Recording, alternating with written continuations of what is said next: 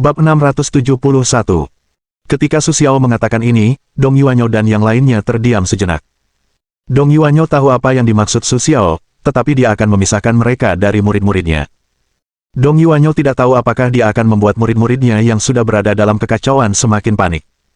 Baiklah, pemimpin Dong, selain para guru, ada juga bagian industri di kampus kita.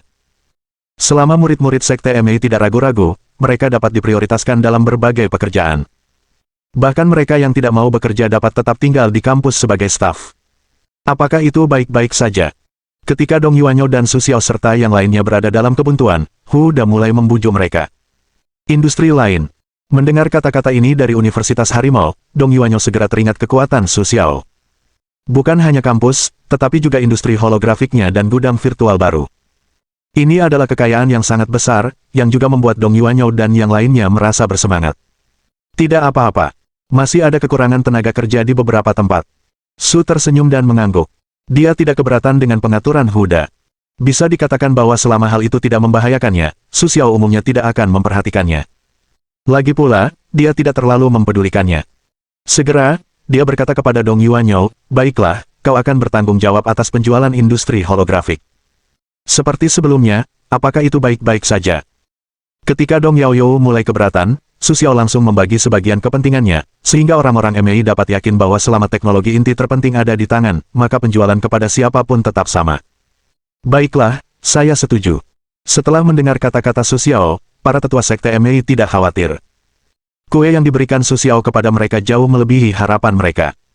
Terlebih lagi, mereka tidak ingin mendapatkan terlalu banyak dari Su Xiao sekaligus, yang membuat Su Xiao merasa tidak enak terhadap murid-murid Sekte MAI, jadi mereka segera memilih secukupnya. Kalau begitu, tanda tangani kontraknya. Mendengar kata-kata Dong Yuanyo ini, Su Xiao tersenyum puas dan mengangguk, lalu segera berkata. Saat ini, sistem di dalam hati Su Xiao juga membunyikan suara tugas yang telah diselesaikan oleh sistem, yang membuat Su Xiao mengangguk puas, sambil memikirkan bagaimana memilih tugas selanjutnya. Adapun hal selanjutnya, Su Xiao tidak perlu khawatir lagi. Hu Da dapat menanganinya sepenuhnya. Su Xiao meninggalkan ruang konferensi dan berjalan di kampus, memikirkan apakah akan memulai tugas baru saat ini. Setelah memikirkannya, dia juga merasa bahwa Hu Da pada dasarnya dapat menyelesaikan semua tugas yang dikeluarkan oleh sistem, yang berarti Su Xiao tidak perlu terlalu khawatir.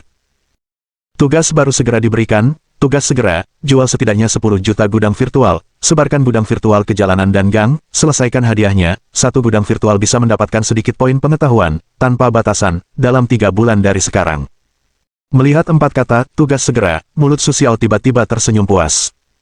Tugas segera juga berarti dia bisa mendapatkan banyak pengetahuan sekaligus, yang membuat Su Xiao lebih memperhatikannya. Dia segera menyuruh Tiger menjual gudang virtualnya dan setidaknya 100 juta unit. Kalau tidak, bagaimana bisa dianggap sebagai hadiah untuk tugas acak? Jadi setelah Hu Da menandatangani kontrak dengan Sekte MAI dan mengatur semua murid dan tetua Sekte MAI, dia bergegas melakukan tugas yang diberikan Su Xiao kepadanya. Bagaimanapun, tidak ada yang lebih penting daripada tugas Su Xiao. Di satu sisi, itu mendorong pabrik untuk memproduksi gudang virtual, di sisi lain, itu mengirim lebih banyak orang untuk menjual gudang virtual. Bahkan untuk menjualnya secepat mungkin, ia langsung menyuruh staf kampus yang sedang menganggur untuk keluar. Sementara Tiger Big sibuk, Su Xiao tidak menganggur, ia sedang mengembangkan game baru, ingin agar gudang virtual mendapatkan sambutan lebih banyak orang. Jadi game yang penuh warna ini juga akan memberi mereka banyak kejutan, dan ini juga bertepatan dengan tujuan Su Xiao, tentu saja ia tidak akan menyerah pada tugas ini. Kali ini, tugas pengembangan Su Xiao adalah game hiburan. Tapi ini bukan sekadar game hiburan biasa. Di antara para praktisi, game ini bahkan dapat dibandingkan dengan game pertama, karena hadiah yang terkandung di dalamnya dapat membuat orang langsung memperoleh makna Tao. Selain itu, game ini juga mempertimbangkan persyaratan Mokshu dan Buddhisme, sehingga game ini tidak lagi terbatas pada Taoisme. Tentu saja, sebagai kekuatan utama pembeli, yaitu orang awam. Tentu saja, Su Xiao harus mempertimbangkan kebutuhan mereka. Mengenai masalah ini, Su Xiao menyelesaikannya dengan sangat sederhana, yaitu menerbitkan perangkat lunak pengembangan game gudang virtual, sehingga setiap orang dapat membuat game mereka sendiri di dalamnya. Selama kualitasnya memenuhi persyaratan, game tersebut juga bisa menjadi salah satu game di gudang virtual, dan meskipun berbayar, tidak masalah. Setelah Su Xiao mengambil keputusan tersebut, orang-orang yang ragu-ragu tentang gudang virtual langsung memutuskan untuk membelinya. Adapun para produsen game, mereka telah membeli banyak game tersebut. Bagaimanapun, game virtual, game mobile, dan game komputer memberikan pengalaman yang sangat berbeda, dan ini juga merupakan pasar yang masih kosong. Tidak ada yang mau melepaskannya. Dalam hal ini, Su Xiao hanya perlu mengatur sekitar 10 orang untuk menangani game yang diajukan. Jika memenuhi persyaratan, game tersebut dapat diinstal di gudang virtual. Terlebih lagi, Su Xiao dapat memilih beberapa game berharga dari game-game tersebut, membelinya, dan mengubahnya menjadi game yang dapat dimainkan oleh para praktisi. Lagi pula, seberapapun berbakatnya Su Xiao, dia tidak dapat mengembangkan semua game sendirian. Dengan cara ini, Su Xiao khawatir dia tidak perlu menyelesaikan hal-hal lain, hanya membuat game saja akan menghabiskan banyak uang. Su Xiao segera membuat gudang virtual menjadi 2 versi, satu untuk orang biasa, dan yang lainnya untuk para praktisi. Gudang virtual yang digunakan oleh praktisi harus diisi dengan kekuatan spiritual atau kekuatan sihir. Agar Moxiu dapat menggunakan gudang virtual dengan lebih baik, Su Xiao hanya mengkategorikan praktisi, sehingga para biksu yang berbeda dapat menggunakan gudang virtual dengan lebih baik. Adapun para biksu Buddha itu, Su Xiao tidak terlalu mempedulikan mereka. Lagi pula, dia tidak terlalu memikirkan mereka. Bagi Su Xiao, hal yang paling membahagiakan adalah bahwa dia awalnya adalah seorang biksu di Aula Yanluo. Lagi pula, mereka tidak perlu membuat konverter Reiki, mereka bisa langsung menggunakan gudang virtual. Ini juga membuat Su tersenyum dalam hati, merasa lebih bangga pada para ahli perbaikan yang jahat itu. Untuk keuntungan yang tidak disengaja seperti itu, Su Xiao juga merasa sedih. Setelah semua hal direncanakan, Su Xiao terbebas dari pekerjaan berat dan dapat melakukan hal lain, seperti meningkatkan prestasinya. Mengenai masalah sekolah MA, Su Xiao ingin memberitahu Dong Yuan bahwa dia memiliki cara untuk membuat mereka langsung menembus ke alam terhormat. Tetapi Su Xiao sendiri hanyalah seorang nirwana, mereka tidak akan mau mempercayainya. Ini juga di satu sisi, dan di sisi lain, kue yang dimiliki Su Xiao sekarang membuat orang sangat takut. Jika Su Xiao tidak memiliki kekuatan yang sebanding, cepat atau lambat seseorang akan datang untuk melawannya. Su Xiao sangat jelas tentang hal ini. Setelah mengambil keputusan, Su Xiao mengatakan kepada Hu bahwa dia akan menutup sementara dan membiarkannya menjual gudang virtual seharga 100 juta unit sesegera mungkin. Setelah mendapatkan perintah Su Xiao, Tiger Nature akan mempromosikan gudang virtual. Bahkan untuk meningkatkan penjualan gudang virtual, Tiger juga mengikuti metode sebelumnya, dan mendirikan toko pengalaman di berbagai kota di Tiongkok, sehingga setiap orang dapat memiliki kesempatan untuk masuk dan mencoba. Langkah tersebut membuat mereka yang ragu-ragu langsung mengambil keputusan. Adapun para praktisi, mereka tidak ragu untuk memilih membeli. Satu-satunya orang yang mungkin ragu adalah mereka yang mempraktikkan Buddhisme. Lagi pula, tidak ada versi khusus untuk penggunaan kekuatan Buddha di gudang virtual. Kekuatan itu hanya dapat diubah menjadi kekuatan spiritual menggunakan konverter kekuatan spiritual, lalu digunakan kembali. Hal ini membuat semua umat Buddha merasa sangat tidak puas. Namun, meskipun mereka mengungkit masalah ini kepada Huda, Huda hanya berkata, "Aku tahu." Lalu, tidak ada jalan keluar, sehingga mereka harus bersusah payah. Hal ini juga memperburuk hubungan antara perguruan tinggi dan Buddhisme. Mereka bahkan langsung memanfaatkan masalah aliran MAI dan ingin menghukum Su Xiao dan yang lainnya.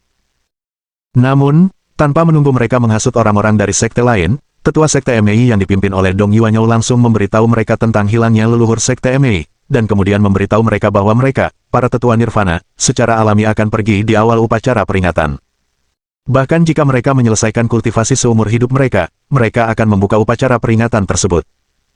Namun mereka juga ingin menemukan jalan keluar bagi para murid sekte MAI, dan berjanji kepada mereka bahwa selama para biksu yang telah mempraktikkan metode mental MAI, mereka akan membuka menara peringatan tanpa syarat di masa depan. Kata-kata Dong Yayu membuat para biksu Buddha itu tidak punya pilihan. Lagi pula, pengakuan Dong Yayu seperti ini. Secara alami, mereka akan mengorbankan nyawa mereka untuk membuka menara peringatan. Tidak perlu dikatakan lagi. Jika mereka benar-benar menyakiti Su Xiao dan mengancam akademi, itu sama saja dengan membiarkan warisan metode mental MAI lenyap. Dengan cara ini, para biksu yang menginginkan menara peringatan tidak lagi memiliki gagasan apapun tentang akademi. Lagi pula, mereka tidak berani melakukan apapun untuk membuat dharma mental MAI lenyap secara langsung. Su Xiao, yang sedang dalam proses menutup pintu, tidak memahami naik turunnya keadaan di luar, tetapi saat ini, dia berada di momen kritis terobosan dan akan segera melakukan terobosan. Bab 672. Su Xiao merasakan aura melonjak di tubuhnya, yang membuat tingkat yang sebelumnya tak terjangkau menjadi jelas. Awalnya, Su Xiao bisa langsung menggunakan 300 juta poin pengetahuan untuk menembus kultivasi ke tingkat terhormat. Tetapi selama periode ini, Su Xiao, yang memiliki beberapa wawasan, juga ingin mencoba melihat apakah dia bisa membuat terobosan sendiri daripada bergantung pada sistem. Tetapi jika dia tidak bisa, Su Xiao juga bisa membuat terobosan langsung dengan menggunakan sistem. Aura di tubuh Su Xiao secara bertahap mengembun menjadi cairan. Pada akhirnya, bahkan menjadi semi padat. Di meridian Su Xiao, ia mengalir perlahan, membuat aura di tubuh Su Xiao meningkat hampir 10 kali lipat dalam sekejap, yang juga membuat Su Xiao tahu bahwa dia berada di saat kritis untuk terobosan. Dia segera menutup kelima inderanya dan memusatkan seluruh pikirannya pada terobosan. Kekuatan spiritual semi padat mengalir dari meridian Su Xiao ke dantian, yang membuat napas Su Xiao secara bertahap tidak stabil. Bahkan ini membuat aura sejauh 100 mil menghilang dalam sekejap. Siapa yang sedang menembus? Sebagai orang yang paling dekat dengan alam para bangsawan, Dong Yuan merasakan udara dipenuhi aura, dan tatapannya tiba-tiba berubah. Setelah menyadari aura di sekitarnya menghilang, ia langsung tahu bahwa seseorang sedang dalam proses terobosan. Ia pun merasa perlu berkata, namun, fluktuasi aura itu terhalang, sehingga ia tidak dapat membedakan alam mana yang sedang ditembus para biarawan itu. Terobosan berhasil. Di sisi lain, Dong Yuan teringat akan Su Xiao sebelumnya, dan langsung bertanya. Secepat apapun, setidaknya dibutuhkan 7 hari untuk mencapai alam bintang, belum lagi siapa yang sedang menembus. Dong Yuan, apakah kau tahu siapa yang sedang menembus? Menanggapi pertanyaan Dong Yuan tanpa sadar membalas, melihat perubahan ekspresi Dong Yuan, ia langsung bertanya. Yah, sulit untuk mengatakannya. Su Xiao tidak mengatakannya dengan jelas, dan Dong Yuan tidak tahu apakah harus memberitahu Dong Yuan tentang hal itu. Lagi pula, semua terobosannya langsung dibantu dengan obat dan tidak ada cara untuk merasakan kesulitan dalam proses terobosan. Namun jika kau menyembunyikannya, kau tidak bisa menyembunyikannya dari Dong Yuanyo. Jika kau bisa menjadi pemimpin klan, kau secara alami akan menjadi manusia. Namun, harimau itu tidak tahu, keraguannya telah menjelaskan banyak masalah. Apakah ini terobosan Su Xiao? Melihat tatapan harimau besar itu, Dong Yuanyo segera menyadari sesuatu. Dia segera bertanya. Di antara tatapannya, dia tidak bisa menahan rasa khawatir. Jelas, dia tidak terlalu percaya pada terobosan Su Xiao. Bahkan ada kekhawatiran. Melihat tatapan Dong Yuanyo, Tiger Big juga sedikit ragu dan bertanya, Kak Dong, apakah kau tidak percaya pada bos? Wajah Dong Yuanyo berubah, sehingga harimau itu juga tampak khawatir, bahkan merasa sedikit tidak masuk akal, tetapi ini menyangkut Su Xiao, harimau itu juga harus menanggapinya dengan serius. Mencapai alam yang mulia tidaklah mudah. Dong Yaoyo menggelengkan kepalanya sedikit dan menjelaskan kepada Huda, kau tahu, selama murid-murid MA kita memiliki bakat yang baik, selama mereka menjadi biksu Huafan dan ingin mencapai nirwana, itu sangat mudah. Selama mereka berlatih selangkah demi selangkah dan memiliki sumber daya yang cukup, mereka akan mencapai nirwana cepat atau lambat. Tetapi tidak semudah itu untuk mencapai alam yang mulia. Dapat dikatakan bahwa hanya satu dari para tetua generasi guruku yang berhasil mencapai alam yang mulia. Ketika yang lain berhasil, mereka mengalami berbagai masalah dan kemudian meninggal. Dapat dibayangkan betapa sulitnya mencapai alam yang mulia. Petik 2. Dong Yuanyo melihat ke arah Su Xiao, dengan sedikit kesedihan berkata, karena tindakan gegabah Su Xiao itu membuatnya merasa cukup marah. Sesulit itu. Huda terkejut mendengar kata-kata Dong Yuanyo, dan raut wajahnya pun berubah. Namun, ia tidak setakut Dong Yuanyo. Bagi Huda, Su Xiao maha kuasa, dan ia tidak akan mengalami masalah karena terobosan kecil di ranah tersebut. Ia bahkan tidak terlalu memikirkan kehebohan Dong Yuanyo. Tetapi kata-kata Dong Yuanyo juga memengaruhi pikirannya. Ia tidak bisa tidak khawatir tentang terobosan Su Xiao. Tentu saja, jika tidak, bukan karena kesulitan untuk mencapai terobosan sehingga aku belum mencapai terobosan dan mengapa hanya ada sedikit biksu di atas ranah yang mulia Tiongkok. Dong Yuanyo menegaskan Huda, lalu berkata sambil menghela napas, Su Xiao terlalu gegabah. Jika dia bertanya padaku sebelumnya, aku bisa menunjukkan kepadanya pengalaman terobosan MA. Setidaknya itu bisa membuatnya bersiap, daripada mencapai terobosan seperti ini. Ketika Dong Yuanyo menghela napas, Huda juga merasakan pergolakan batin yang hebat. Setelah beberapa saat, dia berkata kepada Dong Yuanyo, Kak Dong, tolong rahasiakan ini. Apakah bos berhasil atau tidak, itu semua akan terjadi nanti. Sekarang, sebaiknya aku menjelaskan semuanya dengan baik kepada bos terlebih dahulu. Ekspresi Tiger saat ini telah kembali seperti semula, tidak ada lagi kepanikan, seolah-olah Su Xiao tidak menghadapi terobosan yang bisa disebut hidup dan mati, hanya pintu tertutup biasa. Hal ini juga membuat Dong Yuanyo memandang harimau itu dengan cara yang berbeda. Dia langsung menertawakan harimau itu dan berkata, baiklah, mari kita lanjutkan diskusi ini. Meskipun mereka segera mengganti topik, mereka masih mengingat cerita Su Xiao. Jelas, mereka penuh kekhawatiran. Bahkan Dong Yuanyo pun tidak yakin Su Xiao bisa mencapai terobosan. Sebagai pusat perhatian mereka, Su Xiao juga berada di saat kritis. Melihat aura yang perlahan berkumpul di tubuhnya, Su Xiao penuh percaya diri akan terobosan selanjutnya. Dia segera menggunakan kesadaran ilahi untuk menggerakkan aura yang telah terperangkap, sehingga mereka dapat perlahan berkumpul di dantian, dan bahkan ingin membuatnya mengembun menjadi padat. Ini adalah salah satu hal yang paling dikhawatirkan Su Xiao. Namun, dalam proses pengembunan, Su Xiao tiba-tiba mendapati bahwa aura di tubuhnya benar-benar membeku, dan dia tidak bisa bergerak lagi. Hal ini membuat Su Xiao berpikir apakah harus mengalihkan perhatiannya. Bagaimanapun, beberapa hal tidak dapat diselesaikan dengan mudah. Hanya saja Su Xiao tidak mau mengakui kekalahan begitu saja, dan segera melanjutkan menggerakkan auranya, tetapi di hadapan aura yang hampir buntu, Su Xiao hanya bisa menghela napas pelan, lalu mengalihkan perhatiannya. Begitu dia memikirkannya, 250 juta poin pengetahuan tiba-tiba berkurang di panel sistem, yang membuat Su Xiao mengerti bahwa tindakannya sebelumnya hanya seperenam yang selesai, yang juga membuat Su Xiao merasa tak berdaya. Namun, masuknya aura membuat Su Xiao tidak dapat memikirkan masalah lain. Dia segera mengaktifkan keterampilan internalnya dan mencerna aliran aura yang terus-menerus, sehingga Su Xiao memiliki lebih banyak waktu untuk mengubah lebih banyak hal. Setelah berdiskusi dengan Dong Yuan untuk beberapa waktu, Dong Yuan melihat konsentrasi aura yang telah kembali ke tingkat normal, sedikit mengerutkan kening, dan menghela napas dalam hatinya. Melihat Huda seolah-olah tidak terjadi apa-apa, dia tidak bisa menahan diri untuk membujuknya, terobosan Su Xiao mungkin telah gagal. Bagi Tiger Beak, Dong Yuan Yu awalnya bukanlah sosok yang patut dihormati. Lagi pula, semua pencapaiannya didukung oleh Pil, tetapi melihat kesetiaan Huda kepada Su Xiao juga membuat Dong Yuanyo ingin Hu lebih siap. Apakah kau yakin bos telah berhasil menembus pertahanan? Ketika Tiger mendengar ini, dia langsung bertanya dengan tidak senang. Dia tidak banyak berkomentar tentang ucapan Dong sebelumnya, tetapi saat ini, sindiran langsung Dong membuat Tiger merasa sangat tidak senang.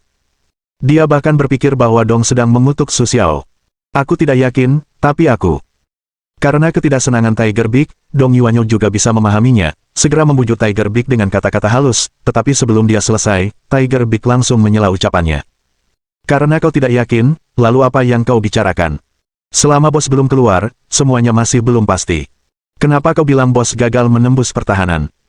Selama menyangkut Su Xiao, kota harimau akan menjadi seperti wanita kecil yang lemah, lesu, dan bahkan tidak mau mendengar kata-kata buruk tentang Su Xiao. Sebenarnya tidak pasti. Tidakkah kau merasa aura di sekitarmu belum berkurang? Kau seharusnya tahu bahwa meskipun kau masih dalam masa perkembangan, aura yang kau butuhkan dapat sepenuhnya menyerap aura ribuan mil. Selain itu, sekarang situasinya seperti ini, tidakkah kau tahu kenapa? Melihat sikap keras kepala Huda yang acuh tak acuh, Dong Yuanyo segera menjelaskan kepada Huda bahwa, bagaimanapun juga, tidak semua orang dapat menciptakan keajaiban. Selama aku tidak melihatnya dengan mata kepala sendiri, aku tidak akan mempercayainya. Ketua Dong, Anda tidak perlu mengatakannya. Kita akan menunggu sampai bos keluar. Setelah itu, Huda terlalu malas untuk memperhatikan Dong Yuanyo. Meskipun Dong Yuanyo tidak mengatakannya dengan jelas, bagaimana mungkin Huda tidak tahu apa maksudnya. Hanya saja Su Xiao menghargai aliran MA, dan dia tidak banyak bicara tentang itu. Melihat Huda pergi dengan perasaan kesal seperti itu membuat Dong Yuanyo tersenyum sedikit sinis. Entah Huda mau mengakuinya atau tidak, hal-hal ini adalah yang harus dia hadapi, dan bahkan dia diam-diam berharap Su Xiao gagal. Saat ini, Su Xiao hanya seperti penonton, mengamati perubahan pada tubuhnya. Awalnya, Su Xiao masih mengoperasikan Dharma secara mandiri, mencoba menyerap aura yang diberikan oleh sistem. Tetapi dia tidak menyangka bahwa aura-aura ini, bahkan jika Su Xiao tidak mengoperasikan Dharma, akan mengalir bebas di sekitar tubuhnya. Bab 673. Pada akhirnya, sama seperti Su Xiao sekarang, dia diam-diam menyaksikan aura berkumpul dan menjadi bagian dari tubuhnya. Secara bertahap, aura itu menjadi inti di medan ramuan, dan aura ini dapat dikendalikan secara instan tanpa hambatan apapun, yang juga membuat Su Xiao memiliki pemahaman yang lebih dalam tentang misteri sistem tersebut. Orang lain mungkin membutuhkan setidaknya 1 bulan untuk menembus penyelesaian alam, Su Xiao kurang dari 3 jam, telah sampai pada langkah terakhir, ini juga termasuk waktu yang dihabiskan sebelum Su Xiao melemparnya. Anda bisa bayangkan, kemampuan sistem itu, betapa kuatnya, ini juga membuat Su Xiao kagum yang tak terjelaskan terhadap penciptaan sistem tersebut. Merasakan kekuatan yang kuat datang dari tubuhnya, Su Xiao menunjukkan senyum puas. Jelas, dia cukup puas dengan peningkatan kekuatannya. Bahkan Su Xiao memikirkannya. Akan lebih baik jika dia bisa menggunakan kemampuan sistem secara langsung dan membiarkan orang lain meningkatkan kekuatan mereka segera. Tetapi Su Xiao juga tahu bahwa itu hanyalah angan-angannya. Tidak mudah untuk mencapai hal seperti itu. Segera, Su Xiao menyesuaikan aura di tubuhnya, dan kemudian mengumpulkan napas di seluruh tubuhnya. Kemudian dia keluar. Aku sudah menyerap hampir semua aura di sekitar kampus. Setelah Su Xiao keluar dari ruangan tertutup, dia merasakan aura di kampus menjadi lebih tipis, yang membuat Su Xiao merasa tak berdaya.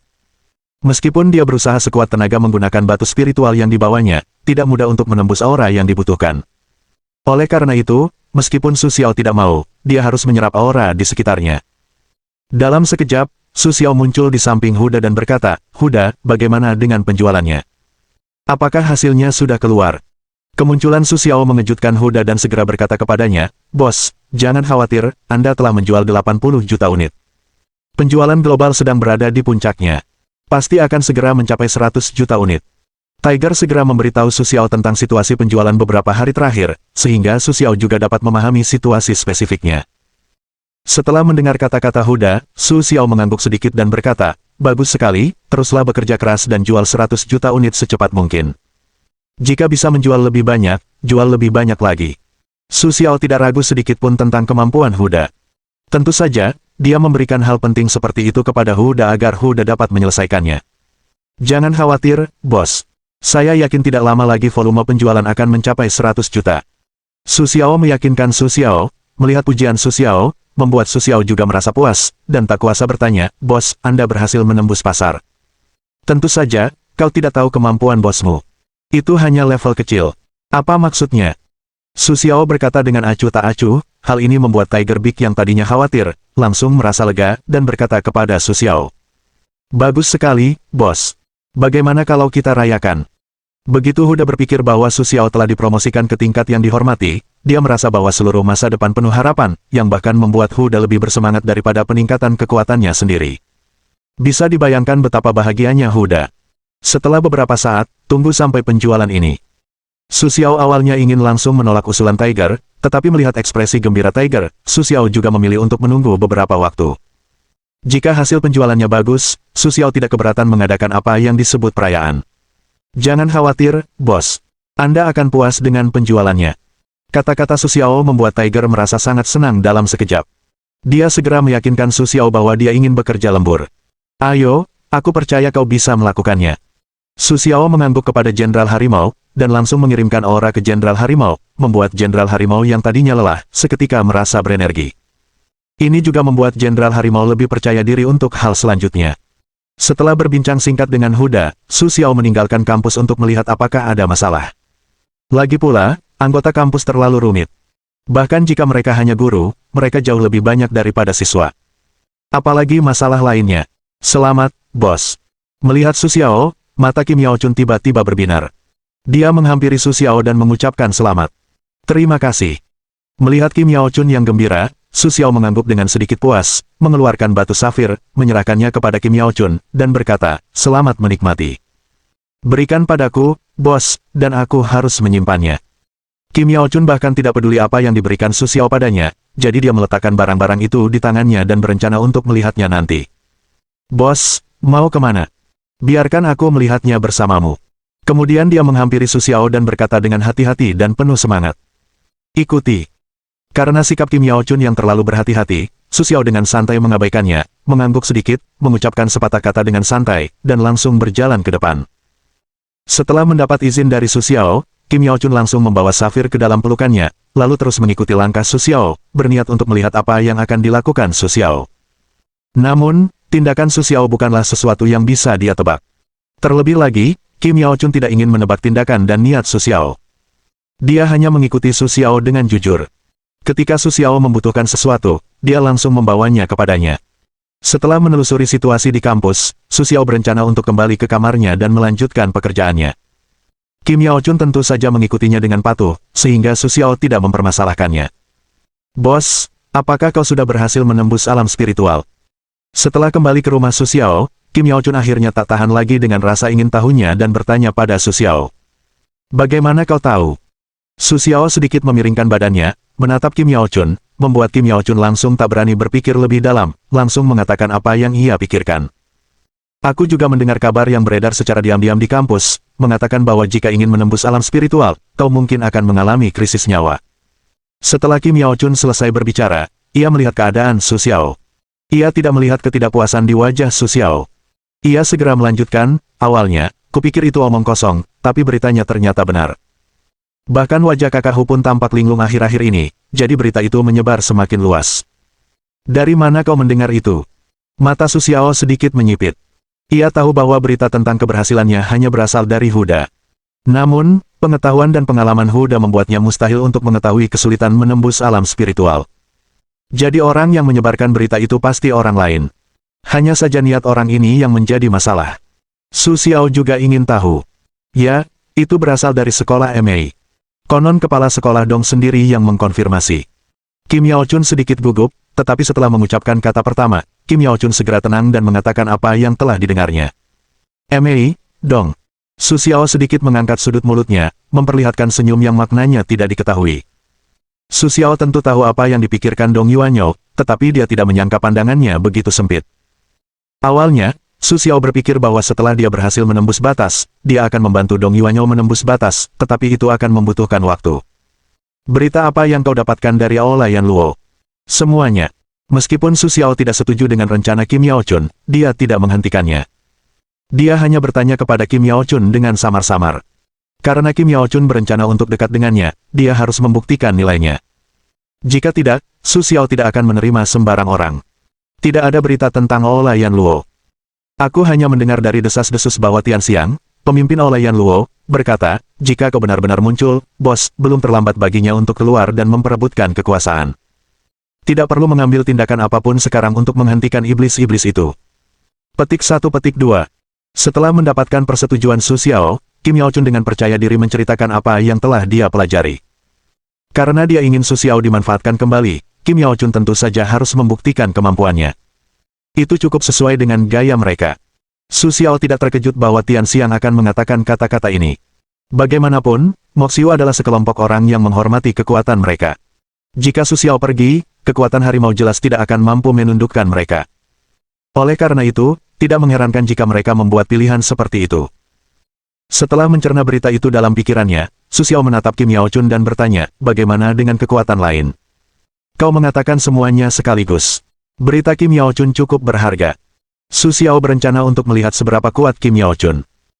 Kata-kata Su Xiao, yang setara dengan memberi Kim Yao Chun panggung untuk menunjukkan kemampuannya, langsung berkata kepada Su Xiao, keluarga Wen, keluarga Fu, dan keluarga Qi, diam-diam bersatu, ingin memperebutkan hak atas perguruan tinggi setelah kau mengalami masalah. Kecuali keluarga Qi dan keluarga Fu yang dipimpin oleh ayahku, semua yang lain setuju dengan pendapat ini, sementara keluarga dan klan kecil masing-masing mengandalkan Mei dan Yan Luo. Mereka ingin berbagi sebagian keuntungan setelah mereka berhasil. Bab 674. Sedangkan orang-orang yang dipimpin oleh kakak harimau itu sibuk menjual gudang virtual setiap hari. Mereka sama sekali tidak peduli dengan hal-hal ini. Hanya kakak harimau yang sesekali terlihat khawatir, dan selebihnya normal. Melihat Su Xiao tidak bermaksud menghentikannya, Kim Yao Chun segera melanjutkan memberitahu Su Xiao bahwa dia bahkan tidak punya niat untuk menyembunyikan apapun. Dia menceritakan semua masalah yang telah dia pelajari selama periode ini. Kau sepertinya tahu betul. Setelah mendengarkan kata-kata Kim Yao Chun, Su Xiao berkata dengan tatapan ringan, yang membuat orang tidak melihat sedikit pun kegembiraan dan kemarahan. Aku juga menganggur dan bosan. Aku sudah menyelidikinya. Selain itu, keluarga Qi masih memaksa ayahku. Aku harus melakukan sesuatu untuk keluar. Kim Yao Chun bahkan tidak berniat menyembunyikan apa yang terjadi di sekitarnya, dan memberitahu Su Xiao dengan jujur. Ini juga cara Kim Yao Chun menunjukkan tekadnya kepada Su Xiao, dan hanya dengan membiarkan Su Xiao mempercayainya, dia akan bisa mendapatkan pijakan di sini. Kau berusia 18 tahun. Setelah mendengarkan perkataan Kim Yao Chun, Su Xiao terdiam sejenak.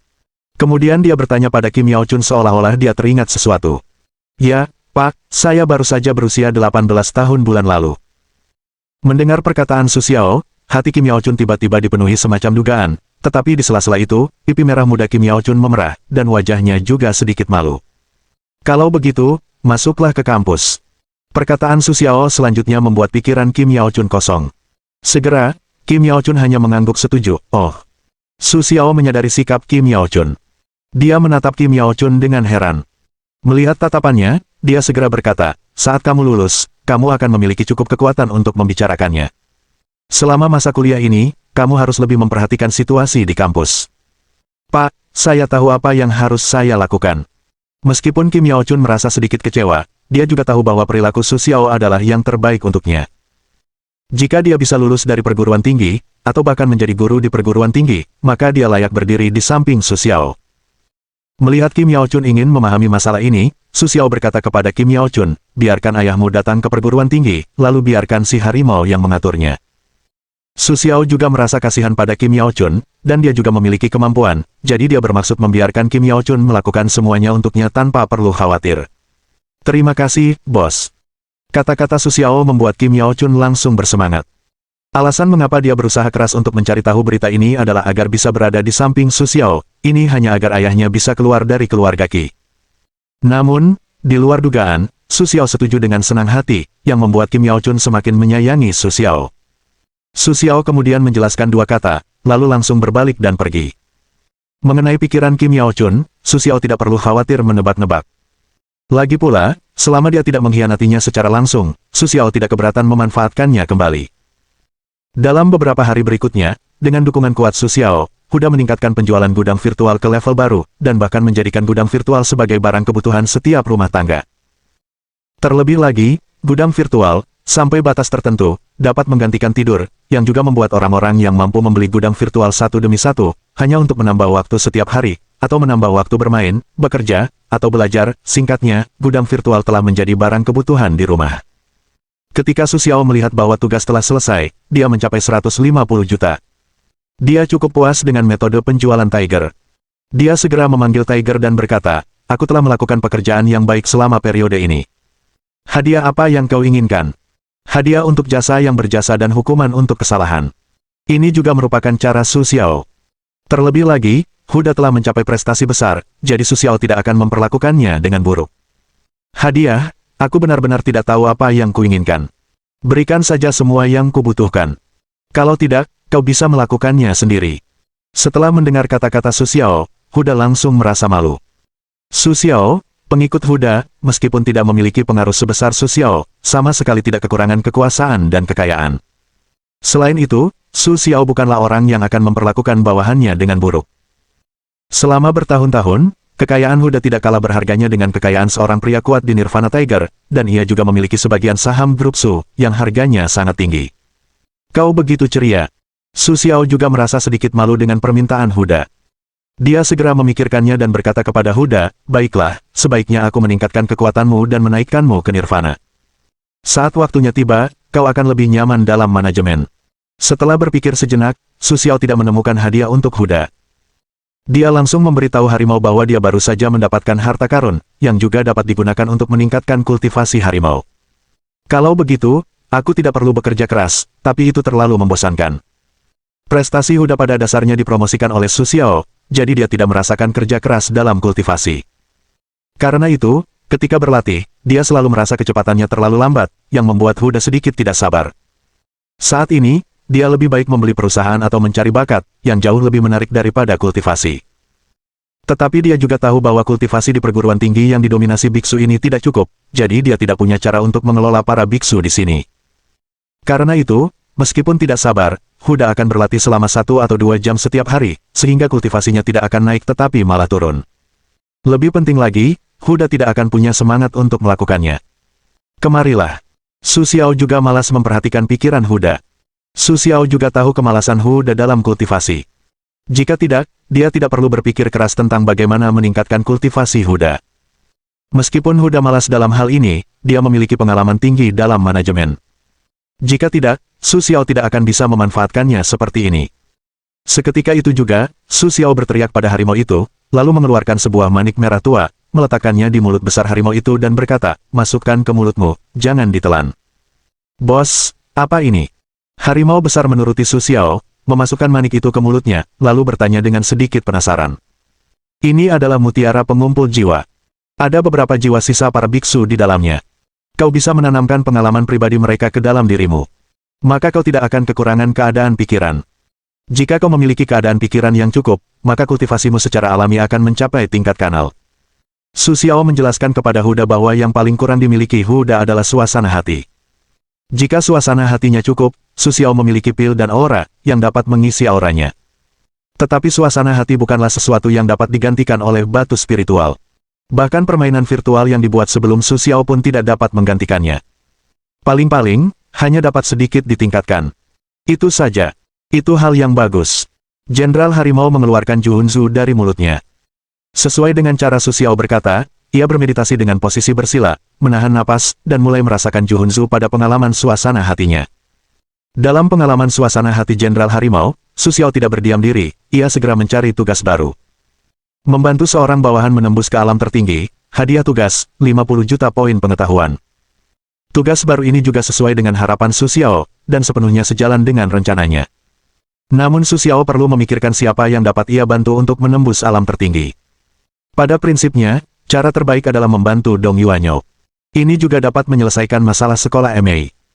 Tetapi Tianxiang juga yang pertama mengikutinya, dan Su Xiao tidak ingin membuatnya merasa dingin. Kandidat terakhir adalah Ji Ben, yang dipilih di antara keduanya. Pikiran Su Xiao berputar. Ketika Huda perlahan merasakan kurangnya dukungan, Su Xiao mengeluarkan sepotong jiwa, meletakkannya di alis Huda, dan berbisik di telinga Huda, teruslah berlatih, dan segera kau bisa menembus ke nirwana. Kata-kata Su Xiao membuat Huda merasakan ketajaman jiwa, dan seketika berani untuk melanjutkan, tanpa sadar, juga menyerap lebih dari setengah jiwa di alisnya. Setelah 2 jam penuh, setelah Huda menyerap sepotong jiwa, Su Xiao berkata, baiklah, keluarkan manik-maniknya. Mendengar kata-kata Su Xiao, Huda seketika mengirimkan napas, dengan cepat mengeluarkan manik-manik itu, lalu menggosok alisnya, dan berkata sambil tersenyum kepada Su Xiao. Bos, aku merasa indera ilahiku lebih kuat. Bisakah aku menembus ke nirwana? Meskipun Huda bosan dengan kultivasi, peningkatan kekuatannya juga merupakan sesuatu yang menarik baginya. Selama dia memiliki kesempatan, Huda tidak ingin melewatkannya. Cobalah. Su Xiao menunjuk ke salah satu sisi susunan roh pengumpul dan berkata kepada Huda. Dengan isyarat dari Su Xiao, Huda segera duduk di dalam susunan pengumpul roh, berniat untuk meningkatkan kultivasinya ke nirwana. Susunan pengumpul roh ini dibangun khusus oleh Su Xiao untuk terobosan. Di bawah susunan tersebut, terdapat lebih dari 100 juta batu roh dan puluhan kristal roh. Bahkan jika Tiger Beak langsung menembus ke alam terhormat, itu sudah lebih dari cukup, apalagi mencapai nirwana. Terlebih lagi, aura di dalam susunan pengumpul roh dimurnikan berulang kali dan dapat diserap dengan sangat cepat. Tidak lebih lambat daripada minum pil, dan bahkan tidak memiliki efek samping apapun. Huda tinggal di dalam susunan pengumpul roh selama setengah hari sebelum dengan enggan meningkatkan kultivasinya ke puncak alam bintang. Itu hanya satu langkah lagi dari alam nirwana, tetapi langkah ini merupakan penghalang alami bagi sebagian besar yang kuat di alam bintang. Bab 675. Namun, ini sangat mudah bagi Huda, yang mendapat dukungan dari Su Xiao. Setelah merasakan keberadaan botol di leher, Huda meminum pil terobosan yang diberikan Su Xiao sebelumnya. 1 pil tidak berpengaruh. Dia meminum 1 pil. Dia merasakan sedikit getaran di tubuhnya, jadi dia berhenti meminum pil tersebut. Melihat napas harimau perlahan menjadi lemah, Su Xiao juga tahu bahwa harimau telah berhasil mencapai terobosan. Dia segera berkata kepada harimau, setelah kultivasimu stabil, keluarlah lagi. Setelah itu, Su Xiao pergi dari sini. Sisanya hanyalah menunggu kultivasi Jenderal Harimau stabil. Inilah terobosan nyata menuju nirwana. Setelah meninggalkan ruangan tertutup, Su Xiao langsung pergi ke dapur dan berencana untuk memasak makanan lezat yang menjadi tanggung jawabnya sebelumnya. Sebelumnya, ketika Su Xiao berencana untuk mencapai terobosan, dia juga memberitahu Ibu Ratu Barat dan Dan Zun bahwa dia tidak mungkin memasak untuk mereka selama periode waktu ini. Setelah terobosan, dia akan memasak untuk mereka. Karena Su Xiao telah mengatakan ini, dia tidak akan mengingkari janjinya, jadi dia segera berencana untuk memasak untuk mereka. Setelah sampai di dapur, Su Xiao tidak ingin melihat sosok yang dikenalnya, Luo Qing, yang sibuk di dapur. Ia tahu, ini bukan waktu makan. Pada dasarnya, tidak akan ada siapapun di dapur. Su Xiao mengangkat alisnya dan masuk. Ambil bagian dari apa yang telah kau buat. Su Xiao berjalan ke dapur dan langsung memberi perintah kepada Luo Qing. Bos. Luo Qing mendengar suara itu dan berbalik. Melihat Su Xiao, ia tampak sedikit bersemangat. Setelah mendengar perintah Su Xiao, ia dengan cepat membawa makanan paling sempurna yang telah ia masak kepada Su Xiao dan berkata, Bos, ini yang baru saja saya buat. Silakan coba.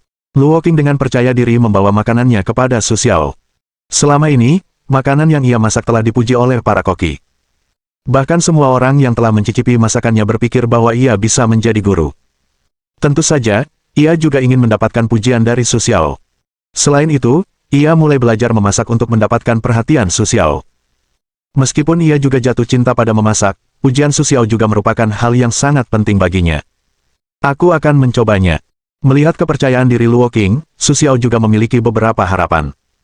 Jika Luo Qing benar-benar memiliki bakat ini, maka Su Xiao dapat menyingkirkan hal-hal yang merepotkan ini. Yah, tidak buruk. Su Xiao mencicipinya, yang sedikit lebih buruk daripada masakannya sendiri, tetapi cukup enak dibandingkan dengan masakan para koki ini. Segera, Su Xiao mengangguk kepada Luo Qing, mengucapkan sedikit pujian.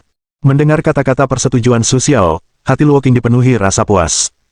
Sayangnya, Su Xiao hanya memberinya penilaian yang baik, yang membuat Luo Qing sedikit kecewa. Ikutlah denganku. Su Xiao dengan santai mencicipi makanan yang dimasak Luo Qing, lalu membawa Luo Qing ke dapur kecilnya sendiri, berniat melatih Luo Qing menjadi koki, seseorang yang bisa menggunakan lincai untuk memasak makanan lezat. Kata-kata Su Xiao juga membuat Luo Qing merasa sedikit bersemangat. Bahkan maksud Su Xiao membuat Luo Qing memikirkan rencana Su Xiao. Dia segera pergi bersama Su Xiao. Setelah tiba di dapur kecil, Luo Qing mengamati ruangan yang penuh dengan roh, yang membuat orang betah berlama-lama di sana. Kau akan berlatih memasak di sini di masa depan. Su Xiao dengan santai memasuki dapur dan berkata kepada Luo Qing. Kemudian, di bawah perhatian Luo Qing, dia mulai memasak serangkaian hidangan spiritual. Luo Qing, yang sedikit lengah, langsung menyadari kekurangannya sendiri. Dia segera bekerja di sekitar Su Xiao dengan pikiran terbuka dan mempelajari keterampilan memasak Su Xiao. Atas tindakan Luo Qing, Su Xiao juga cukup puas dengan anggukannya, juga tidak memiliki rasa ingin menjaga privasi, akan memasak makanan enak satu persatu. Ayo, cicipi. Su Xiao akan menyiapkan makanan, sebagian disimpan, menyisakan 2 piring dan sup, lalu meminta Luo Qing untuk duduk dan berkata, "Baik, bos." Luo Qing memandang makanan di depannya, dan bahkan merasa tidak berani memakannya. Setiap makanan di dalamnya mengandung aura. Bahkan jika dia hanya bisa menyerap 1 atau 2% aura, itu sudah cukup untuk membuat kultivasinya selangkah lebih dekat. Namun, setelah mencicipi, Luo Qing segera mengerti mengapa Su Xiao menganggap masakannya hanya sekadar enak. Dibandingkan dengan masakan Su Xiao, masakannya tidak sebanding, yang membuat Luo Qing mencicipi makanan itu dengan lebih saksama. Tetapi dia terkejut menemukan bahwa meskipun dia melihat Su Xiao memasak, dia tidak dapat mengenali rasanya, yang membuat Luo Qing merasa semakin misterius tentang kemampuan Su Xiao. Bagaimana perasaanmu? Setelah makan, Su Xiao menatap Luo Qing yang sudah lama tidak sadarkan diri dan langsung bertanya. Menikmati makanan lezat tidak seperti mencicipi apapun. Luo Qing merenung sejenak, dan akhirnya hanya bisa menggunakan kata-kata ini untuk menggambarkannya, yang juga membuat Luo Qing memiliki tujuan yang lebih jelas untuk masa depannya. Jika kau melakukan itu, kau bisa keluar. Su Xiao tertawa sambil menunjuk piring yang berkilauan itu dengan seenaknya, lalu berkata kepada Luo Qing, "Bos, berapa lama waktu yang dibutuhkan untuk mencapai level ini?" Mendengar kata-kata Su Xiao membuat Luo Qing merasa bersemangat sesaat. Tetapi ketika dia tenang dan memikirkannya dengan cermat, Luo Qing tahu bahwa mencapai tingkat seperti itu bukanlah hal yang realistis. Dia bahkan tidak tahu apakah dia bisa membuat makanan selezat itu. Ini akan segera selesai. Aku hanya punya bahan-bahan khusus. Selama waktu ini, kamu harus membiasakan diri dengan bahan-bahan dan peralatan masak ini, agar kamu tidak bisa mendapatkannya saat aku membutuhkannya. Su Xiao memiliki harapan besar pada Luo Qing. Dalam waktu kurang dari sebulan, dia bisa mempelajari keterampilan memasak yang setara dengan seorang koki. Dapat dibayangkan bahwa Luo Qing memiliki bakat dalam hal ini, yang tentu saja layak untuk dikembangkan lebih lanjut oleh Su Xiao. "Bos, aku akan mencoba." Saat ini, Luo Qing tidak berani sepenuhnya berjanji pada Su Xiao. Bagaimanapun, dia tahu kemampuannya sendiri. Meskipun dia telah belajar selama beberapa dekade, dia mungkin tidak dapat mengalahkan kemampuan Su Xiao. Dia bahkan merasa tak berdaya di dalam hatinya, dan dia bahkan ingin memenuhi harapan Su Xiao. Ini semua tentang memasak. Kamu bisa melihat dan mempelajarinya. Ini adalah pengalaman memasakku. Mari kita lihat apakah kamu bisa mempelajarinya. Su Xiao tidak peduli dengan ekspresi sedikit kecewa Luo Qing. Dia segera menyerahkan slip giok itu kepada Luo Qing dan berkata kepada Luo Qing. "Ya, bos, saya akan belajar giat." Luo Qing mengambil slip giok Su Xiao dengan kedua tangannya dan dengan hati-hati meletakkannya di tangannya sendiri. Dia meyakinkan Su Xiao bahwa Su Xiao telah memberikan semua pengalamannya kepadanya. Bagaimana mungkin Luo Qing mengecewakan niat Su Xiao? Segera, Luo Qing berencana untuk belajar dengan konsentrasi penuh. Pastikan dia tidak mengecewakan Su Xiao. Jawaban Luo Qing juga membuat Su Xiao merasa cukup puas. Segera, Su Xiao mengangguk kepada Luo Qing dan menjelaskan kepadanya, "Anda dapat menggunakan barang-barang di sini. Lain kali saya datang ke sini, Anda dapat bertanya kepada saya jika ada sesuatu yang tidak Anda ketahui." Setelah itu, setelah melihat bahwa Luo Qing tidak memiliki masalah, Su Xiao berbalik dan langsung pergi. Kembali ke ruangan tertutup, Tiger juga baru saja keluar. Dengan senyum di wajahnya, dia berkata kepada Su Xiao, "Bos, Nirvana dan Starland benar-benar berbeda." Saya merasa penuh kekuatan. Sepertinya saya akan bekerja lebih keras untuk berlatih di masa depan. Tiger berkata dengan penuh percaya diri kepada Su Xiao. Namun, Su Xiao terlalu malas untuk memperhatikan kata-kata Huda. Su Xiao belum pernah mendengar janji Huda, tetapi sayangnya, Huda tidak pernah menepatinya, yang membuat harapan Su Xiao terhadap Huda semakin rendah. Selama dia bisa mengelolanya dengan baik, Su Xiao terlalu malas untuk mempedulikan hal-hal lain. Kamu panggil Dong Yuanyo. Kali ini, dia telah memberikan kontribusi besar pada penjualan. Setidaknya dia akan memberi mereka sedikit hadiah. Su Xiao segera mengatakan hal lain, langsung memberi perintah kepada Tiger Big. Mendengar kata-kata Su Xiao, Huda berpikir sejenak, dan berkata kepada Su Xiao, "Bos, jika Anda menyukai Dong Yuanyo, Anda akan menerimanya. Hanya saja ada beberapa hal, tetapi tonik itu terlalu penting baginya." Huda juga memiliki hubungan baik dengan Su Xiao, jadi dia berani mengatakan ini. Kalau tidak, orang lain tidak akan berani bergosip di depan Su Xiao. "Jangan khawatir, aku ada rencana." Su Xiao mengangguk kepada Huda, lalu berkata. Setelah mendapat jaminan dari Su Xiao, Huda langsung memanggil Dong Yuanyo, lalu Huda pergi untuk mengurus urusannya sendiri. Lagi pula, dia juga memiliki kios besar yang harus dikelola, dan dia tidak punya banyak waktu untuk berlama-lama di sini. "Sue, kau mencariku." Dong Yuanyo masuk dengan senyum ramah. Ketika melihat Su Xiao, matanya menyipit. Dia tidak percaya dan bertanya, "Apakah kau sudah mencapai terobosan?" Tapi terobosan kecil, jangan terlalu terkejut. Keheranan Su Xiao terhadap Dong Yu sungguh luar biasa. Meskipun Dong Yu sebelumnya memiliki kecurigaan jahat tentang dirinya, dia tidak perlu terus memikirkannya. Terobosan kecil. Ini adalah alam tertinggi. Ini bukan terobosan kecil. Tahukah kau berapa banyak biksu yang mati di tingkat ini? Hampir 90% biksu tidak mungkin selamat. Masih banyak orang yang, meskipun selamat, tidak berhasil mencapai terobosan. Melihat sikap santai Su Xiao, Dong Ya tidak bisa menahan amarahnya. Dia segera berteriak pada Su Xiao. Bab 676. Dong Yuanyo ingin memberitahu Su Xiao betapa sulitnya terobosan ini. Oh, pantas saja butuh waktu lama. Su Xiao teringat masalah yang dihadapinya saat ia melakukan terobosan sendirian. Tiba-tiba ia menyadari bahwa Su Xiao cukup bingung dengan masalah ini, tetapi kata-kata Dong Yuanyo baru saja menyelesaikan keraguannya. "Kau..." Meskipun Su Xiao mengungkapkan keterkejutannya, menurut Dong Yuanyo, ia terlalu tenang.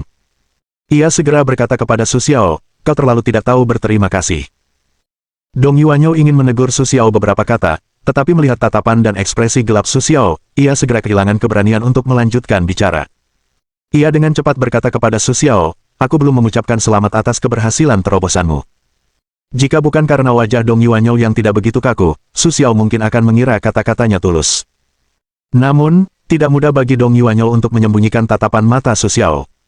"Terima kasih." Su Xiao mengangguk santai, dan berkata langsung kepada Dong Yuanyo, "Kali ini aku mengajarimu datang ke sini demi kitab suci Taois. Aku tidak mengatakan bahwa selama sekte MA menjadi milikku, maka aku akan memberimu kitab suci Taois untuk dipelajari. Adapun seberapa banyak yang bisa kau dapatkan, itu tergantung pada kemampuanmu sendiri." Sikap Dong membuat Su Xiao merasa sedikit dingin. Tanpa berkata apa-apa lagi, dia menyerahkan selembar kertas tipis kepada Dong. Awalnya, Su Xiao bermaksud memberi mereka 3 bab, tetapi sayangnya, sikap Dong Yuanyo membuat Su Xiao sedikit tidak senang, jadi dia hanya memberi mereka 1. "Aku juga ingin melihat apa yang membuatmu begitu berharga." Tentu saja, Dong dapat melihat bahwa sikap Su Xiao sedikit dingin, tetapi bagi Dong, sekte MA mereka telah terikat pada Su Xiao, jadi Su Xiao tentu saja tidak punya alasan untuk memperlakukan mereka dengan buruk. Dong segera ingin mengeluarkan hal-hal yang lebih ampuh dari Su Xiao, tetapi jelas, Su Xiao bukanlah orang yang bisa dia hitung sesuka hati. "Ambil kembali dan lihatlah. Ini juga sebagai penghargaan atas waktumu. Kuharap kau tidak akan mengecewakanku lain kali." Su Xiao terlalu malas untuk mengatakan apapun kepada Dong Yuanyo, jadi dia langsung memperingatkan Dong Yuanyo, lalu melambaikan tangan menyuruh Dong Yuanyo pergi. Bagaimanapun, bagi Su Xiao, hal-hal ini terlalu malas untuk diperhatikan. Sikap Su Xiao membuat Dong Yuanyo juga merasa tidak puas, tetapi juga tidak berani membantah kata-kata Su Xiao dengan gegabah, hanya dengan selembar kertas tipis, lalu berbalik. Setelah kembali ke kediamannya, Dong Yuanyo membuka kertas itu dengan sedikit pilih-pilih, berniat untuk melihat apa yang membuat Su Xiao begitu berharga. Ketika Dong Yuanyo membuka kertas itu, tiba-tiba melihat di depannya, sebuah pesan moral yang jelas terlihat, membuat Dong Yuanyo pun tak kuasa menatap kertas di tangannya. Ia segera memusatkan pikirannya untuk merenung dengan saksama. Namun, semakin ia merenung, ia semakin menyadari betapa rendah kekuatannya, dan betapa besar energi yang terkandung dalam selembar kertas ini. Jika ia merenungkan isinya secara menyeluruh, apalagi mencapai alam tertinggi, sangat mungkin untuk melangkah lebih jauh. Terlebih lagi, Dong Yuanyo memiliki firasat di dalam hatinya bahwa selama ia menempuh jalan ini, ia akan mampu mencapai sisi kesuksesan yang lain. Adapun reaksi Dong Yuanyo, Su Xiao hanya sedikit mengangkat alisnya dan mengabaikannya. Awalnya, Su Xiao juga memperhatikan aliran Mei. Su Xiao berencana untuk berlatih dengan baik di sana. Namun, jika mereka tidak tahu harus berbuat apa, Su Xiao tidak ingin mengatakan apa-apa lagi. Segera, ia memanggil Yama Tianxiang. "Bos, ada sesuatu yang baik untuk dibagikan denganku, tapi aku sudah lama menantikannya." Tianxiang berkata kepada Su Xiao sambil tersenyum, lalu memberi selamat kepada Su Xiao, yang membuat Su Xiao merasa geli dan sedikit menggelengkan kepalanya. "Sutra sihir, bagaimana perasaanmu? Bisakah kita mencapai terobosan?" Su Xiao paling khawatir tentang masalah terobosan. Bagaimanapun, itu terkait dengan tugas sistem. Jika Tianxiang dapat mencapai terobosan, Su Xiao tidak perlu memikirkan hal lain. Hanya sekitar 10 kata. Jika aku ingin mengatakan terobosan, perasaanku saja sudah cukup. Tapi aku pernah terluka sebelumnya dan memiliki beberapa masalah dengan meridianku. Aku khawatir ketika aku mencapai terobosan, aku akan menghadapi masalah. Terlebih lagi, alam tertinggi juga merupakan masalah. Aku ingin mengatakannya lagi dengan keyakinan penuh. Tianxiang tidak menyembunyikan apapun dari Su Xiao, dan Su Xiao baru saja mencapai terobosan sebelumnya. Belum lagi pengalaman, 1 atau 2 kata instruksi sudah cukup baginya untuk mencapai terobosan. Dia segera memberitahu Su Xiao masalahnya dan ingin menunjukkannya. Setelah mendengar kata-kata Tianxiang, Su Xiao memikirkannya sejenak, lalu bertanya kepada Tianxiang, "Seberapa yakin kau akan mencapai terobosan sendiri?" Bagaimanapun, masalah ini juga masalah hidup dan mati, dan tidak semua orang dapat memahaminya sepenuhnya seperti Su Xiao. Selain itu, dengan dukungan sistem ini, Su Xiao tidak perlu khawatir. 30%. Tianxiang berpikir sejenak dan mengatakan itu kepada Su Xiao, dan itu juga ditujukan kepada Su Xiao sendiri. Jika itu kepada orang lain, Tianxiang tidak akan berani mengatakan hal seperti itu. Beruntung dia bisa menembus alam tertinggi dan memiliki kepercayaan diri 10%. Aku akan membantumu dan membiarkanmu menambahkan 50% lagi. Apakah kamu berani menembus alam tertinggi dalam 2 hari ini? Su Xiao ingin membantu Tianxiang, tetapi jika Tianxiang tidak mau, Su Xiao tidak akan memaksanya. Tentu saja, jika kau bersedia memberiku jaminan 50%, aku bisa menerobos sekarang. Tianxiang tidak meragukan kata-kata Su Xiao. Dia segera meyakinkan Su Xiao bahwa dia telah melakukan semua persiapan yang bisa dia lakukan. Satu-satunya yang kurang hanyalah masalah suasana hati. Awalnya, dia berencana untuk mencari waktu yang tepat untuk menerobos. Karena Su Xiao mengatakan demikian, Tianxiang tidak punya ide lain. Dia langsung setuju. Cukup mudah. Su Xiao juga menghargai keberanian Tianxiang, dan segera berkata kepadanya, "Jika kau pulang hari ini, kau akan memiliki semuanya siap. Datanglah kepadaku besok, dan aku akan membantumu menerobos." "Bos, aku bisa menerobos malam ini. Aku tidak butuh besok." Tianxiang mendengar kata-kata Su Xiao, hatinya dipenuhi kegembiraan, bahkan darahnya pun mendidih, segera berkata kepada Su Xiao, ingin memberitahu Su Xiao bahwa dia bukanlah orang yang akan khawatir. "Aku masih perlu bersiap. Datanglah besok, dan kau akan siap lagi."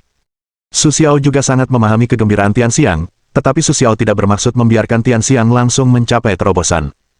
Lagi pula, ada beberapa hal yang perlu dibeli Su Xiao lagi. Tidak banyak barang yang pernah digunakan oleh Tiger sebelumnya, jika tidak, Su Xiao tidak perlu melakukannya. "Baik, bos. Aku akan kembali dan bersiap." Tianxiang tidak terus memaksa, langsung berkata kepada Su Xiao, lalu kembali untuk bersiap. Setelah Tianxiang pergi, Su Xiao membuka panel sistem dan membeli semua barang yang bisa dikeluarkan untuk mencapai terobosan. Su Xiao tidak banyak tahu tentang Tianxiang. Oleh karena itu, Su Xiao harus mempersiapkan banyak hal dengan matang. Bahkan Su Xiao membeli sejumlah besar pil langsung dari Dansun. Ketika Su Xiao sedang mencari sesuatu di alun-alun perdagangan sistem dan mencari sesuatu yang bisa digunakan, Dong Yuanyo tiba-tiba masuk dengan bersemangat dan langsung bertanya kepada Su Xiao, "Apakah ada pengikut kitab suci Taois ini? Dari mana kau mendapatkannya?" Para asisten dan orang lain yang mengikuti Dong Yaer segera ingin membawa Dong Yaer pergi, melihat ekspresi Su Xiao yang tanpa emosi. Tetapi Dong Yaer juga seorang pria kuat di Nirvana, dan mereka tidak dapat dimanipulasi oleh para biksu di alam master. Untuk apa? Hingga Su Xiao memberi isyarat agar mereka pergi, mereka terpaksa pergi, tetapi mereka tidak senang dengan Dong Yuanyo. Setelah para asisten dan yang lainnya pergi, Su Xiao hanya menatap Dong Yaer dengan acuh tak acuh, lalu bertanya, Kitab suci Taois, dari mana asalnya? Dong Yuanyo tidak mengubah sikapnya karena ketidakpedulian Su Xiao. Dia segera melanjutkan penyelidikannya kepada Su Xiao. Dia tidak tahu hasil akhirnya dan tidak akan pernah menyerah. Apa yang kau lakukan di sini? Wajah Su yang tadinya tersenyum menjadi semakin dingin.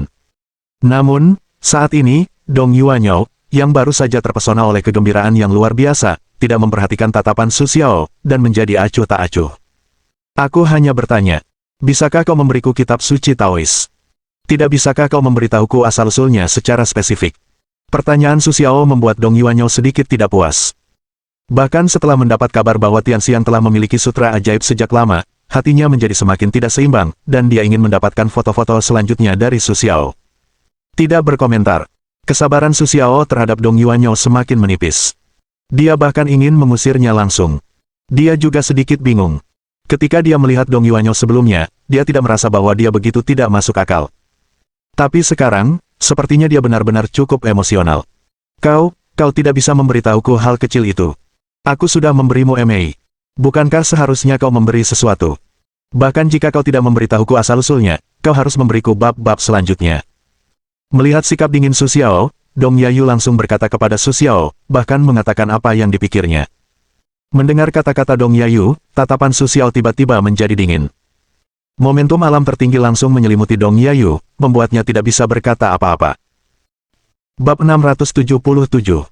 Dong Yu. Su Xiao memanggil namanya dan berkata, kau harus menjelaskan bahwa MA-mu lah yang ingin bergabung dengan kampusku, bukan aku yang harus memintamu. Kurasa bukan suatu kerugian jika aku pernah menjadi murid sekte MA-mu, tapi tolong jangan mempermainkanku seperti orang bodoh. Su Xiaoyan berkata tegas kepada Dong Yaer, lalu menunjuk ke pintu dan berkata kepada Dong Yaer, silakan pergi, dan lain kali, ingatlah untuk mengetuk sebelum masuk. Setelah itu, Su Xiao mengabaikan wajah jelek Dong, duduk, mengambil buku yang sedang dibacanya dan melanjutkan membaca. Sikap acuh tak acuh Su Xiao membuat Dong Yuanyo terdiam dan sedikit menggerakkan bibirnya. Dia ingin mengatakan sesuatu. Tetapi melihat Su Xiao, yang tidak diizinkan masuk, dia langsung kehilangan keberanian untuk melanjutkan bicara. Kertas di telapak tangannya membuat Dong Yuanyo enggan pergi. Dia juga tahu bahwa sikapnya sedikit terlalu cemas, tetapi ini adalah kunci kesuksesannya. Dia tidak ingin pergi seperti ini. Dia berkata kepada Su Xiao dengan lembut. Su Xiao, tadi aku terlalu impulsif. Aku hanya terburu-buru. Aku tidak bermaksud menyinggungmu. Lagi pula, hal ini, seperti yang kau tahu, adalah hal penting yang berkaitan dengan apakah sekte MA dapat mewarisinya, dan aku juga ingin menembus alam tertinggi secepat mungkin. Jika tidak, situasi sekte MA akan benar-benar kritis. Dong Yuanyo mencoba membuat Su Xiao memahami situasi sekte MA saat ini dan perasaan paniknya. Dia segera memberitahu Su Xiao apa yang dia pikirkan, agar Su Xiao mengerti dirinya. Namun, setelah mendengar kata-kata Dong Yuanyo, Su Xiao hanya sedikit mengangkat kelopak matanya, meliriknya dan berkata, apa isi kertas ini, apakah kau mengerti dengan jelas? Su Xiao hanya berpikir bahwa perilaku Dong Yuanyo yang seenaknya itu menggelikan, dan kesabarannya perlahan berkurang. Dia hanya berharap Dong Yuanyo tidak melakukan hal-hal yang berlebihan lagi sebelum dia kehilangan kesabarannya. Tentu saja, aku sudah membaca semuanya. Aku mengerti semuanya. Selama masih ada bab-bab selanjutnya, aku bisa sepenuhnya menembus ke alam tertinggi. Su Xiao, kau tidak ingin melihat warisan kita. Ayo kita potong. Meskipun Dong Yuan tidak sepenuhnya memahami pikiran Su Xiao, tindakan Su Xiao juga memberinya kepercayaan penuh, itulah sebabnya dia berani datang dan mencari Su Xiao. Selesai. Setelah mendengar kata-kata Dong Yuan, Su Xiao tersenyum sinis di sudut mulutnya dan berkata kepada Dong Yuan tanpa ragu, aku tidak berani mengatakan dengan gegabah bahwa aku telah menenangkan Su Xiao, tetapi aku tidak merasakan kehangatan sedikit pun saat melihat Dong Yuan. Reaksi Su Xiao memberi Dong Yuan firasat buruk, tetapi dia tidak menunggu Su Xiao mengatakan apapun, Su Xiao langsung berdiri dan melanjutkan perkataannya kepada Dong Yuan.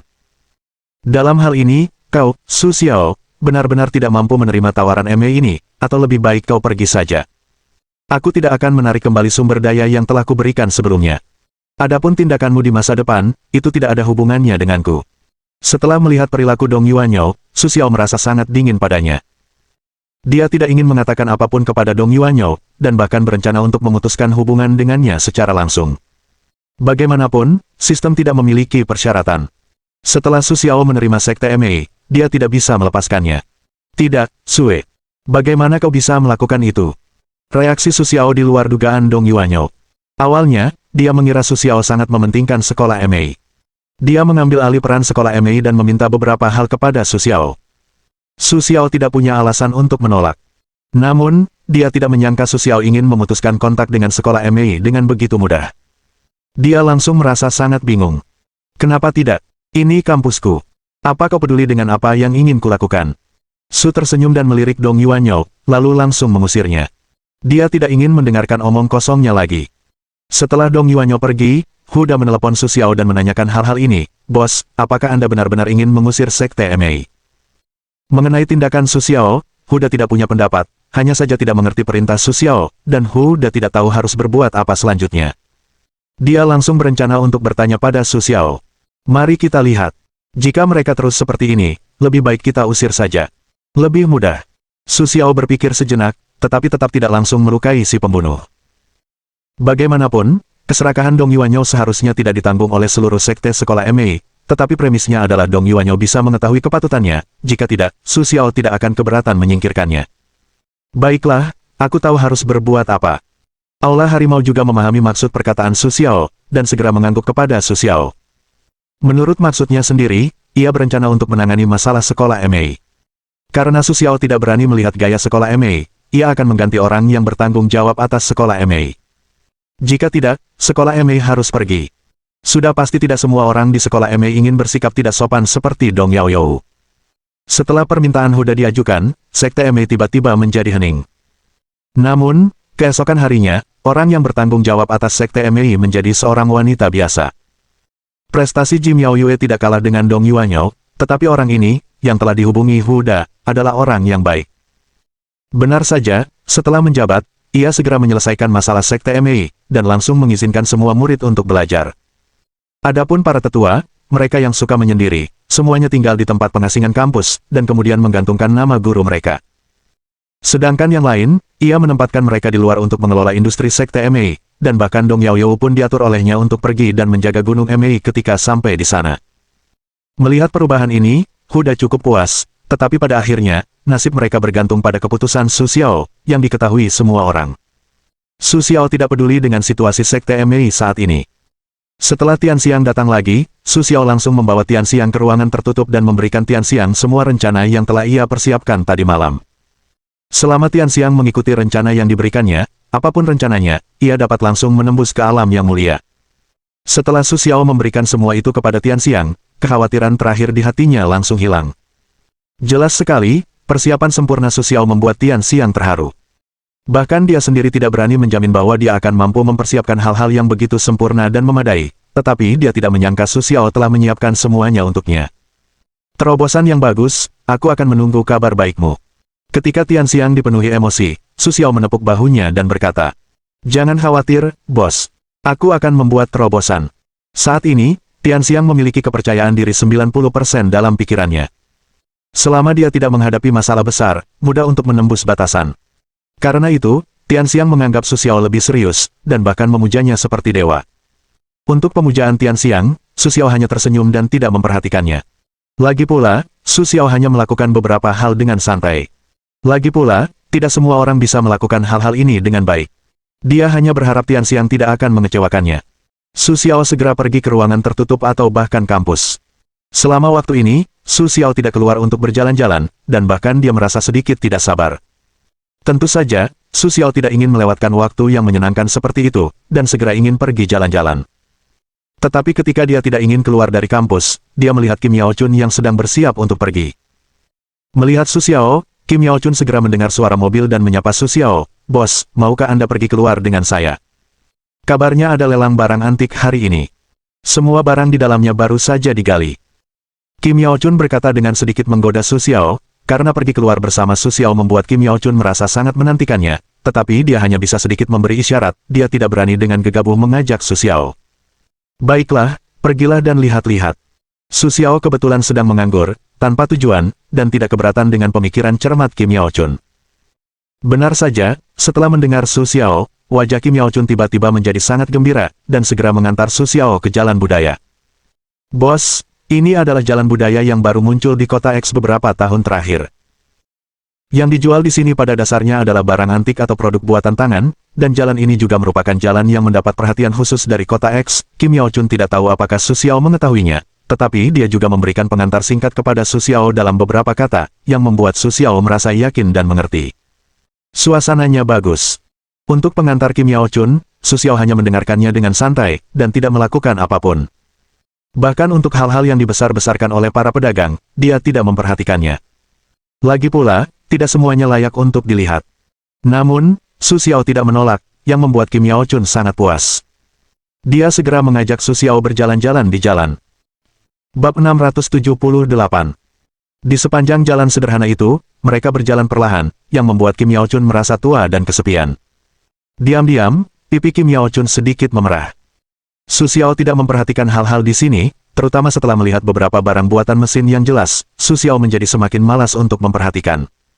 Secara umum, orang tidak bisa membedakan yang asli dari yang palsu. Su Xiao sangat memahami hal ini. Tapi dia tidak mau. Ketika dia sampai di persimpangan jalan kecil, Su Xiao tertarik pada sebuah payung bambu. Sepasang cucu sedang menjual payung bambu. Pria tua itu sangat tua dan tampak seperti orang tua berusia 80-an dan 90-an, sementara gadis kecil itu baru berusia 8 atau 9 tahun. Pakaian mereka sangat tua, tetapi kotak perkakas di samping pria tua itu tampak baru, terlihat seperti sering digunakan. Mata Su Xiao tertuju pada payung bambu itu sejenak, lalu beralih ke mereka berdua. Secerca perhatian terlintas di matanya. Saat Su Xiao sedang berpikir, sistem di hatinya tiba-tiba berbunyi, lepaskan tugas, cari 3 buah kerajinan tangan modern dengan makna Tao, hadiah tugas, 30 juta poin pengetahuan. Tugas mendadak itu membuat Su Xiao langsung tersadar, setelah melihat tugas itu, ia tanpa ragu mengambilnya, lalu menatap tajam ke arah Ye dan Sun. Tindakan Su Xiao segera membuat Kim Yao Chun bingung, tetapi ia tidak banyak bicara, jadi ia dengan jujur mengikuti Su Xiao dan menghampiri lelaki tua yang membeli payung. Pak tua, apakah Anda menginginkan payung ini? Setelah Su Xiao masuk, ia berjongkok dan mengambil payung bambu di tanah untuk mengamatinya. Ia semakin yakin dengan dugaannya dan langsung bertanya. Tentu saja, jual saja. Bagaimana kalau $100 per buah? Setelah mendengar pertanyaan Su Xiao, lelaki tua itu dengan cepat berkata, tampak sedikit gelisah, seolah khawatir mendengar harganya, lalu berbalik untuk pergi. Saya akan mengambil semuanya di sini. Su Xiao mengambil payung bambu di tangannya, dan wajahnya sedikit pucat, tetapi dia tetap berkata dengan tegas. Payung bambu ini tampak biasa saja. Hanya terbuat dari bambu. Bahkan permukaan payungnya pun terbuat dari kertas bambu. Namun, Su Xiao merasakan jejak Tao di dalamnya, yang tidak dapat ditemukan oleh banyak praktisi dalam hidup mereka. Yang paling mengejutkan Su Xiao adalah bukan hanya satu payung bambu, tetapi sebagian besar payung bambu mengandungnya, hanya sedikit lebih banyak. Baiklah, aku akan membungkusnya untukmu. Mendengar kata-kata Su Xiao, wajah lelaki tua yang sedikit sedih itu langsung berubah bahagia. Dia dengan hati-hati membungkus payung-payung bambu itu dengan tangan dan kakinya yang lentur. Untuk membuat Su Xiao lebih puas, lelaki tua itu sengaja membuatnya lebih indah, namun, keterbatasan estetika membuat kemasannya menjadi semakin jelek. Su Xiaoxing tersenyum melihat barang bawaan lelaki tua itu, lalu mengalihkan pandangannya dan berbicara dengan lelaki tua itu, Pak tua, sudah berapa lama Anda membuat payung bambu? Su Xiaoxing bertanya tanpa sengaja, tetapi lelaki tua itu tidak bermaksud menyembunyikan apapun, jadi dia langsung mengatakan informasinya. Panggil saja saya Lao Wei. Saya mulai belajar pembuatan payung bambu sejak usia 6 tahun. Sekarang sudah lebih dari 70 tahun. Dengan senyum di wajahnya, Lao Wei memainkan payung bambu, seperti sedang bermain dengan anak kesayangannya. Dia juga enggan untuk berhenti. Dulu, kami biasa membuat payung bambu di desa kami. Dulu, payung bambu kami menjadi persembahan. Sayangnya, sekarang hanya sedikit orang yang berkecimpung di bidang ini. Saya benar-benar tidak bisa berbuat apa-apa. Saya hanya bisa membuat payung bambu sepanjang hidup saya. Terlebih lagi, tempat kami sangat terpencil sehingga saya harus datang ke sini untuk menjualnya agar anak-anak saya bisa bersekolah. Pertanyaan Su Xiaoxing mengingatkan Lao Wei akan sesuatu. Dia berkata kepada Su Xiaoxing dengan penuh emosi. Dia tampak santai dan tenang, yang membuat Su Xiao semakin penasaran. Setelah beberapa penyelidikan, Su Xiao mengetahui bahwa rumah Lao Wei berada di sebuah desa pegunungan kecil yang berjarak 300 km dari kota X bambu. Di sana adalah bambu anggrek terbaik, dan hanya ada satu cucu perempuan di rumahnya. Kalau tidak, dia tidak perlu datang ke sini untuk menjual payung bambu. Pak tua, apakah Anda masih punya payung? Jika ya, saya akan mengambil semuanya. Setelah mendengar kata-kata Lao Wei, Su Xiao merasakan sedikit emosi. Meskipun dia merasa kasihan dengan keadaan pihak lain, payung bambunya juga membuat Su Xiao cukup puas. Dia bahkan merasa bahwa hal seperti itu adalah semacam keberadaan di luar langit dan bumi. Sayang sekali Lao Wei sudah terlalu tua. Jika dia baru berusia 40 atau 50 tahun, Su Xiao bisa mempertimbangkan untuk membawanya ke jalan latihan, dan mungkin dia bisa menjadi orang yang kuat. Lagi pula, orang biasa dapat menyadari sentuhan Tao, jadi pencapaian masa depannya akan tak terbayangkan. Bagus, terima kasih, kakak. Ketika Lao Wei mendengar kata-kata Su Xiao dan menatap matanya, ia dipenuhi rasa terima kasih. Bahkan Su Xiao bisa dikatakan sebagai orang tua reinkarnasinya. Di hadapan Wei yang sudah tua seperti itu, Su Xiao juga dipenuhi perasaan, dan segera menasihatinya, "Wei tua, jika Anda mau, Anda bisa datang ke kampus saya dan menjadi guru. Anda tidak hanya bisa menyediakan makanan dan tempat tinggal, tetapi kami juga bisa mengurus pendidikan cucu Anda." Di hadapan orang tua seperti itu, Su Xiao tentu saja bersedia membantu sedikit. Benarkah? Bisakah seorang pengrajin seperti saya menjadi guru? Kata-kata Su Xiao sangat menarik bagi Wei tua, tetapi ia tidak berani melakukannya dengan gegabah. Lagi pula, ia tahu kemampuannya sendiri, dan ia tidak banyak tahu tentang hal itu. Sepanjang hidupnya, dia hanya tahu cara membuat payung, dan dia tidak tahu hal lain. Tentu saja, kamu hanya perlu menjelaskan kepada para siswa cara membuat payung.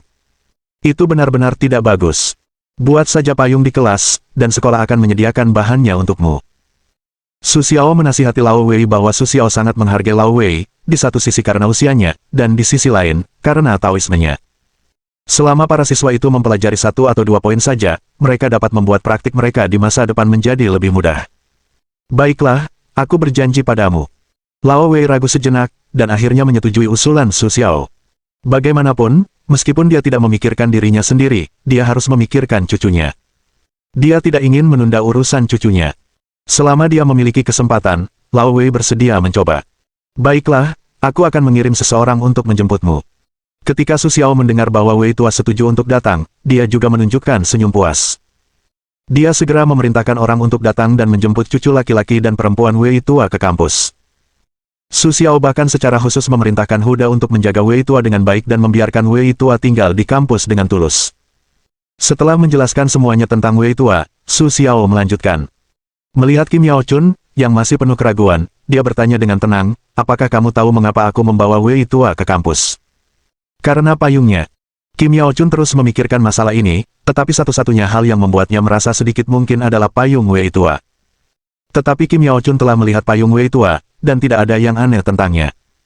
Bahkan payung Wei tua sudah ketinggalan zaman menurut tren saat ini, yang membuat niat Kim Yao Chun kepada Su Xiao semakin jelas tidak mengerti. "Apakah kamu tahu mengapa?" Su Xiao menatap Kim Yao Chun dengan sedikit dorongan. Su Xiao juga memiliki beberapa pemikiran tentang membina Kim Yao Chun. Selain itu, Kim Yao Chun juga dengan tulus tunduk padanya. Tentu saja, Su Xiao bersedia berbicara lebih banyak tentangnya. Payung Wei tua terlihat alami, seolah-olah tidak pernah diukir, tetapi aku tidak bisa melihat lebih banyak. Pertanyaan Su Xiao, Kim Yao Chun tentu saja juga sangat serius, tetapi setelah dia memikirkannya sejenak, dia menyadari bahwa dia tidak mengerti mengapa payung Wei tua itu begitu berharga. Untuk jawaban Kim Yao Chun, Su Xiao hanya mengangguk, jelas tidak terlalu puas, tetapi setidaknya membuat Su Xiao tertarik untuk melanjutkan. "Ada apa? Tentu saja, kau tahu, apa itu wajar." Su Xiao berkata dengan tenang. Namun, setelah mendengar ucapan Su Xiao, Kim Yao Chun memiliki firasat buruk di dalam hatinya. Ekspresinya penuh dengan ketidakpercayaan. Suaranya sedikit berat dan bertanya, "Bos, apakah Anda sedang membicarakan Taoyi?" Saat mengucapkan dua kata terakhir, suara Kim Yao Chun menjadi lemah. Ketika dia mengucapkan kata-kata ini, Kim Yao Chun tidak percaya. Jika bukan karena sikap Su Xiao, dia tidak berani menebak dalam hal ini. Memang, itu adalah makna Tao. Meskipun hanya sedikit, itu cukup bagimu untuk memahaminya. Melihat dugaan Kim Yao Chun keluar, Su Xiao juga memandang Kim Yao Chun dengan kagum, dan perlahan menegaskan. "Bagaimana mungkin? Dia hanyalah orang biasa. Aku pernah melihatnya. Dia tidak memiliki prestasi apapun. Dia bahkan tidak memiliki aura apapun." Setelah penegasan Su Xiao, Kim Yao Chun semakin tidak percaya, dan bahkan tidak bisa menahan tangis. Namun, sikap tenang Su Xiao membuatnya tahu bahwa ini bukan dugaannya sendiri, tetapi Wei tua, yang membuat payung, benar-benar memahami makna Tao. Mengapa tidak mungkin? Siapa bilang makna harus terhubung dengan aura? Lagi pula, dalam hakikat langit dan bumi, makna Tao ada di mana-mana, tetapi sebagian besar makna tersebut menyatu. Bab 679. Dan Lao Wei, dengan kata lain, mengungkapkan makna Tao, sehingga orang luar dapat melihatnya dengan lebih baik. Ketika Su Xiao mendengar kata-kata Kim Yao Chun, dia menggelengkan kepalanya tanpa daya dan berkata bahwa Su Xiao juga meremehkan pengejaran Tao di dunia kultivasi saat ini.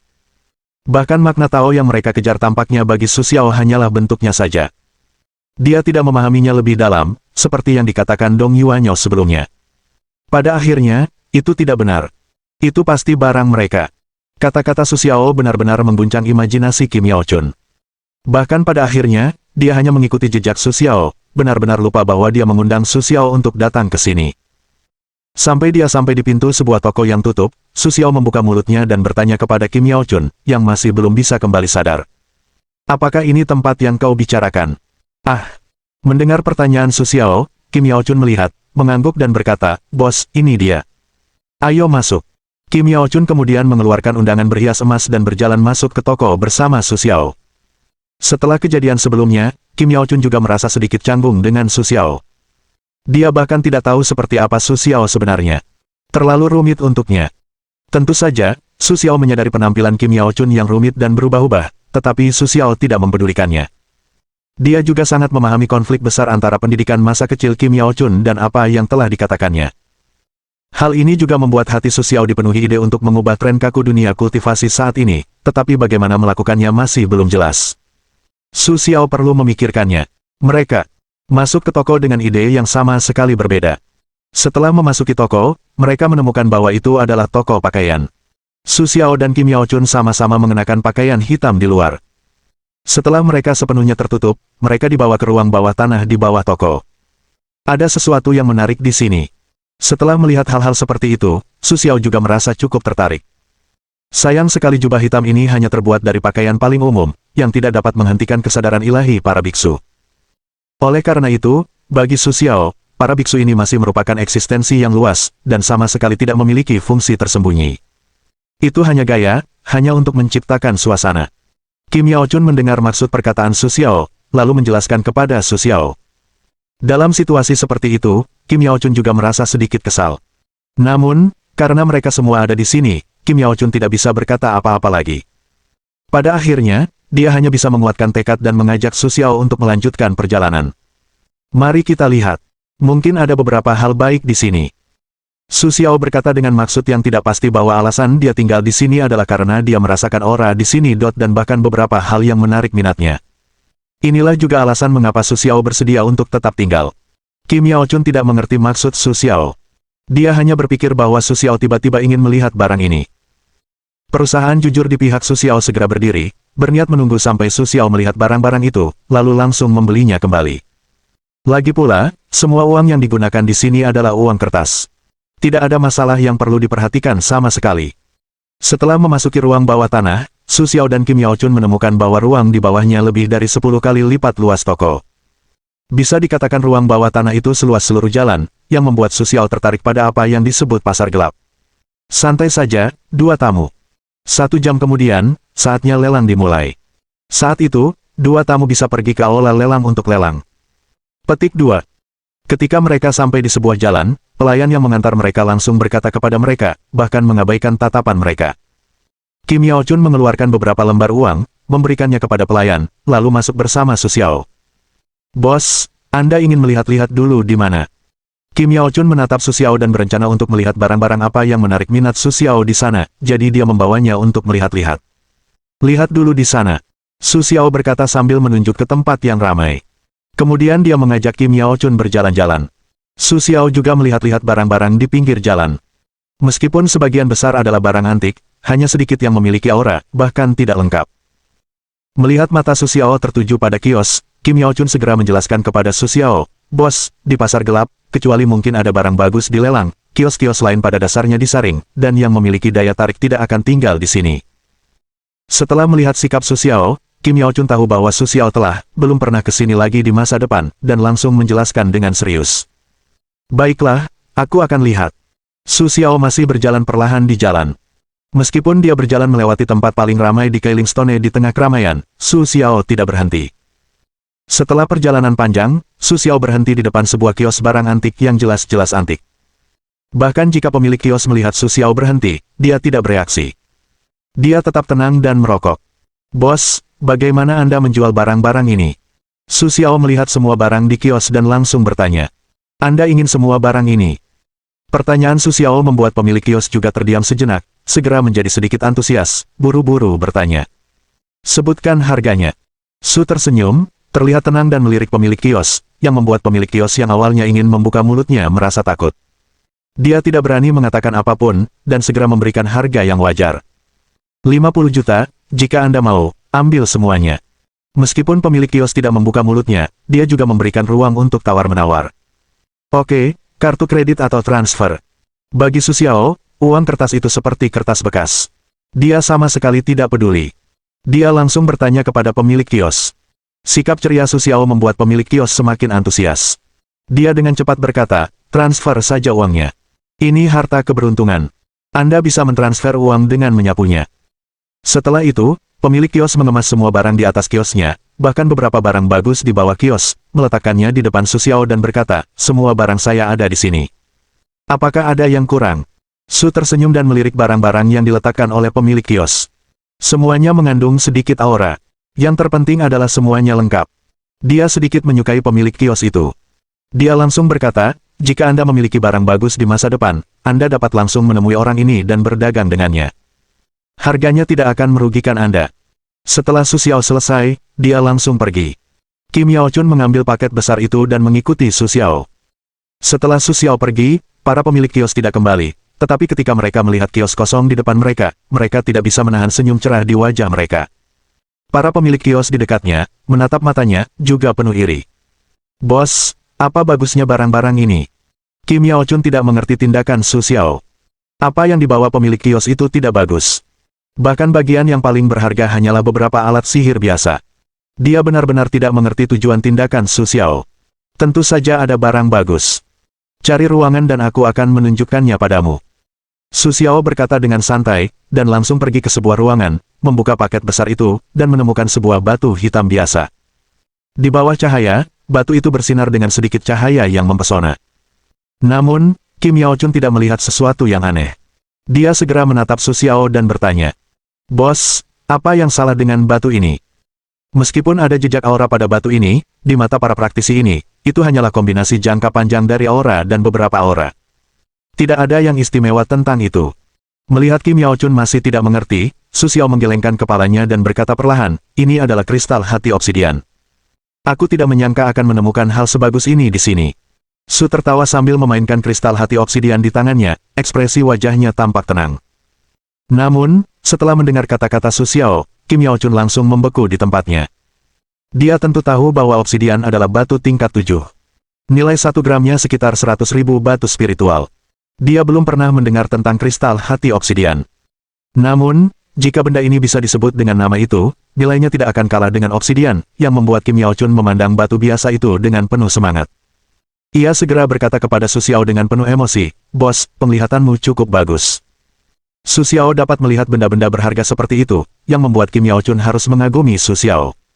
Jika kau melihat lebih teliti, kau akan tahu. Dan ketika kau datang ke tempat kultivasiku, kau bisa melihat aura di dalamnya. Itu tidak sesederhana itu. Atas pujian Kim Yao Chun, Su Xiao hanya tersenyum kecil. Kemudian, dengan tatapan terkejut Kim Yao Chun, ia mengubah tangannya menjadi pisau dan memotong kristal obsidian seukuran setengah telapak tangan menjadi 2 bagian. Ia memberikan bagian yang lebih kecil kepada Kim Yao Chun dan berkata, aku akan membaginya.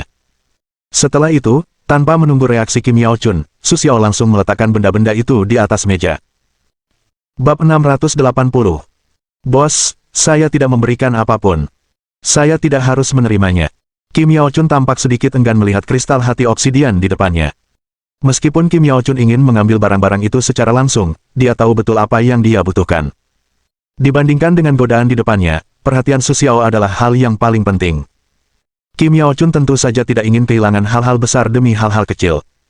Apakah kamu tidak ingin mendapatkan senjata sihir? Benda ini juga lebih cocok untukmu. Ambil saja. Sudah dikatakan. Kamu tidak perlu merasa bersalah melihat bagianmu. Mengenai sikap keras kepala Kim Yao Chun, Su Xiao sama sekali tidak peduli. Dia dengan santai meletakkan obsidian di depan Kim Yao Chun dan berbalik. Tindakan dan kata-kata Su Xiao tiba-tiba menghangatkan hati Kim Yao Chun, dan dia tidak bisa berkata apa-apa lagi. Dalam hal ini, dia sebenarnya tidak baik atau buruk, tetapi rasa terima kasihnya kepada Su Xiao tersembunyi di dalam hati Kim Yao Chun, dan dia bahkan ingin memberi Su Xiao lebih banyak barang, agar dia layak mendapatkan perhatian Su Xiao. Su Xiao tidak tahu apa yang dipikirkan Kim Yao Chun. Setelah waktu habis, Su Xiao dan Kim Yao Chun pergi ke aula lelang untuk mempersiapkan lelang hari ini. Bos, hari ini dikatakan ada lelang senjata sihir kuno yang rusak. Jika Anda tertarik, Anda bisa meminta mereka untuk mengambilnya langsung daripada melalui lelang. Kim Yao Chun telah memuja Su Xiao sebagai dewa di dalam hatinya. Tentu saja, semua orang mengabulkan ide Su Xiao. Selama Su Xiao tertarik, dia akan menerimanya tanpa syarat dan memberikannya kepada Su Xiao. Tidak, lebih baik melihat lelangnya dulu. Su Xiao menggelengkan kepalanya sedikit dan menolak usulan Kim Yao Chun. Untuk lelang hari ini, Su Xiao hanya digunakan untuk menghabiskan waktu. Lebih penting lagi, Su Xiao tidak peduli. Bahkan Su Xiao pun tidak tahu harus berbuat apa selanjutnya. Lelang berikutnya, Su Xiao hanya menghabiskan waktu dengan malas, bahkan tidak memiliki perasaan sedikit pun di hatinya, sedangkan untuk barang-barang lelang, itu bukan urusan Su Xiao. Segera, Su Xiao memutuskan untuk menyelesaikan tugas yang diberikan sistem sebelumnya, mencari artefak bersama Doi. Ayo pergi. Saat lelang sedang ramai, Su Xiao tiba-tiba berkata. Setelah itu, Su Xiao langsung berbalik dan pergi. Setelah Su Xiao bertindak, Kim Yao Chun tidak akan berhenti. Dia segera mengikuti langkah Su Xiao dan meninggalkan aula lelang. Perilaku Su Xiao dan Kim Yao Chun yang tidak biasa mengejutkan orang-orang di aula. Bahkan juru lelang yang berpengalaman pun terdiam sejenak ketika melihat perilaku Su Xiao. Dua tamu, silakan tetap di sini. Apakah kami melakukan kesalahan? Apakah ini membuat tamu tidak puas? Ketika Su Xiao dan Kim Yao Chun hendak meninggalkan aula lelang, seorang pria setingkat manajer datang dan bertanya kepada Su Xiao dan Kim Yao Chun. Ada sedikit keterkejutan di wajahnya. Jelas bahwa tindakan Su Xiao membingungkan mereka. Tidak ada apa-apa. Hanya saja barang-barang yang ada di sini. Itu saja. Su Xiao tersenyum tipis sambil melirik ke arah lain, lalu langsung berkata. Mendengar kata-kata Su Xiao, manajer itu terkejut dan langsung berkata kepada Su Xiao. Jika kedua tamu menginginkan barang yang lebih baik, kami memilikinya di sini, tetapi semuanya diberikan kepada praktisi. Saya tidak tahu apakah mereka dapat melihatnya. Kata-kata Su Xiao membuat manajer merasa sedikit tersinggung. Dia langsung berkata kepada Su Xiao dengan serius. Dia bahkan ingin mencarikan pabrik untuk Su Xiao. Yah, tempat ini sepertinya bukan tempat yang memiliki barang-barang bagus. Namun, Su Xiao tidak berniat untuk berbaik hati. Dia perlahan membuka mulutnya dan mengucapkan sepatah kata, lalu berbalik dan siap untuk pergi. Melihat Su Xiao pergi, Kim Yao Chun tentu saja tidak akan tinggal di tempat yang sama, dan kemudian mengikuti langkah Su Xiao untuk pergi. Setelah melihat Su Xiao pergi, manajer yang berdiri di tempat yang sama tampak sangat muram.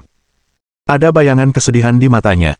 Dia berbalik dan memberitahu petugas keamanan di sekitarnya. Kemudian dia menunjukkan senyum mengejek dan berbalik. Namun, dia tidak menyadari bahwa mata Su Xiao di balik jubah hitamnya memancarkan sedikit rasa senang. Pada saat yang sama, Su Xiao merasa bosan dan bahkan ingin melihat apa yang bisa dilakukan orang-orang ini untuknya. Ketika Su Xiao dan Kim Yao Chun berjalan ke jalan, sebuah suara keras terdengar tidak jauh di depan mereka, berhenti. Saat suara pria kasar itu terdengar, seorang gadis berusia 12 atau 13 tahun, memegang benda setinggi setengah badan di lengannya, tersenyum pada Su. Mereka langsung bertabrakan. Tepat ketika gadis kecil itu hendak menabrak Su Xiao sedikit membungkuk dan membiarkan gadis kecil itu berlari langsung ke arahnya, yang tidak ada hubungannya dengan tubuhnya. Kemudian pria itu datang dan melihat gadis kecil itu menghilang di tengah kerumunan, lalu menatap Su dengan senyum, yang menunjukkan bahwa ia tidak ingin terus mengejar. Setelah pria itu mengejarnya, Su Xiao sedikit menoleh dan menatap kedua orang yang telah menghilang di tengah kerumunan. Sebuah tatapan penuh pertimbangan terlintas di matanya. Melihat Su Xiao berhenti, Kim Yao Chun bertanya, "Bos, apakah Anda ingin mengurus ini?" Kim Yao Chun bahkan sudah siap, menunggu perintah Su Xiao, dia akan membawa kedua pria itu kembali. Lagi pula, sekilas, kedua pria itu memiliki motif tersembunyi. Tidak, mereka akan langsung datang. Dengan senyum di bibirnya, Sue menggelengkan kepalanya sedikit dan berkata perlahan. Kim Yao Chun tidak mengerti maksud Su Xiao, tetapi dia tidak akan gegabah mempertanyakan kata-kata Su Xiao, segera mengikuti Su Xiao dalam diam.